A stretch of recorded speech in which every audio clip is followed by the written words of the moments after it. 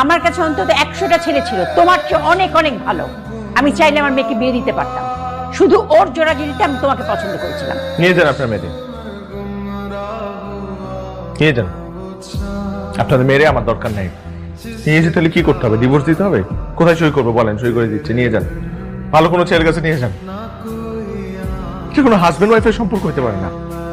ও আর আমি যে সম্পর্কের মধ্যে আছি এটা কোনো হাজবেন্ড ওয়াইফের সম্পর্ক হইতে পারে না।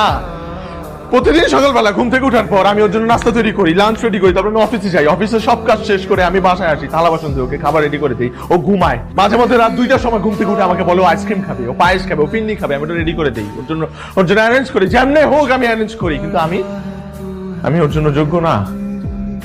বাহ, কি সুন্দর করে বলে দিলেন যে ওর আরো ভালো অপশন ছিল। তাহলে নিয়ে যান না আপনার মেয়েকে, নিয়ে যান। আজ পর্যন্ত ও একটাবার আমায় জিজ্ঞেস করছে যে তুমি কি খাবা, আজকে ছুটির দিন আমি তোমার